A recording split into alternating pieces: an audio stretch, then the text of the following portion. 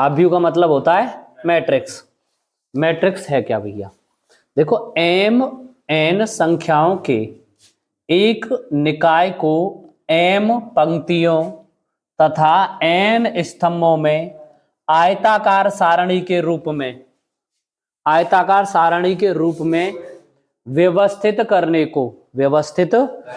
को m गुणा n क्रम या कोटि का आव्यूह या m गुणा n आव्यूह कहते हैं। m गुणा n आव्यूह कहते हैं। उदाहरण के लिए समझिए, जैसे पहली बात तो आव्यूह को इस तरीके के ब्रैकेट्स में लिखा जाता है, जैसे बोलते हैं हम बड़ा ब्रैकेट्स।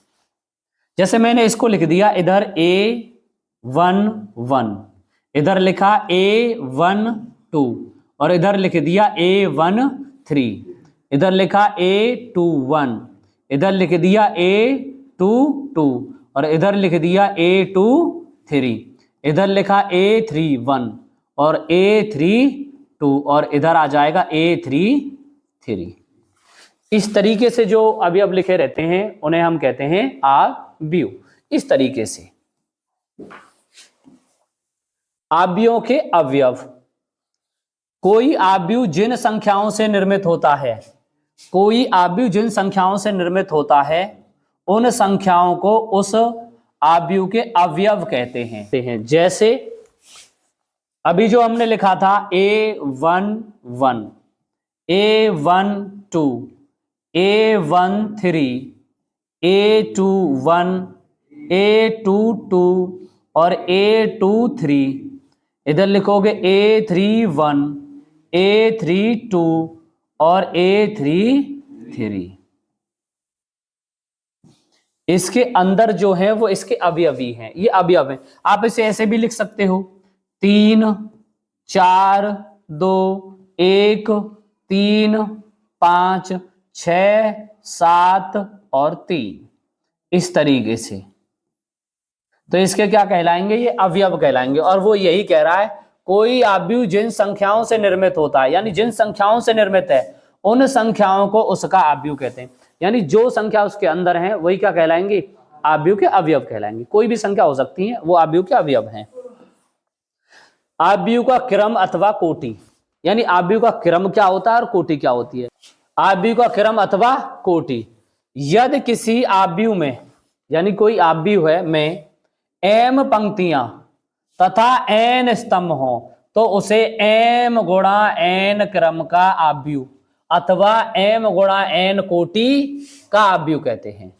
यानी m गुणा n, इसका मतलब है कितनी भी संख्या m की हो सकती है और कितनी भी n की हो सकती है, और वो उसकी क्या कहलाएगी? कोटि। जब कोटि निकालनी होगी तो जब m का और n का गुणा करोगे तो हमें क्या मिलेगी? कोटि मिलेगी। जैसे मान के चलिए मैंने यहां पे लिख दिया A11, A12, मैंने लिखा A21 और A22, मैंने इस तरीके से लिखा और मुझसे पूछा है कि भाई कोटि बताइए, तो मैं क्या लिखूंगा? m गुणा n ही तो लिखता हूं। पर जहां पे कोई एलिमेंट नहीं होता वहां m और n होता है।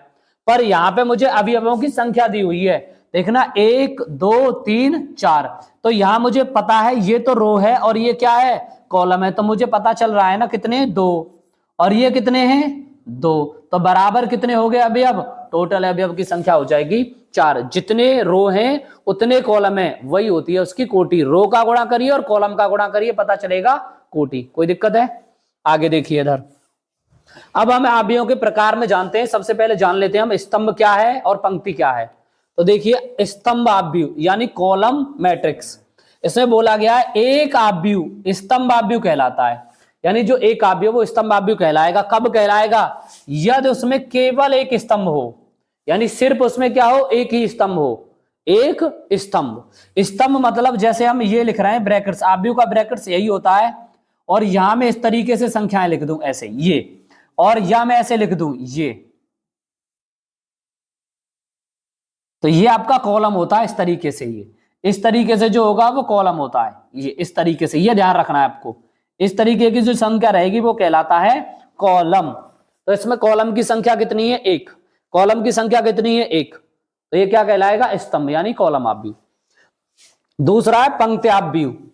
पंक्त्याव्यूह यानी रो मैट्रिक्स, इसमें भी वही चीज है, यानी एक आव्यूह पंक्त्याव्यूह कहलाएगा यदि उसमें केवल एक पंक्ति हो, केवल एक पंक्ति हो तो कौन सा आव्यूह कहलाएगा? पंक्त्याव्यूह यानी रो कॉलम।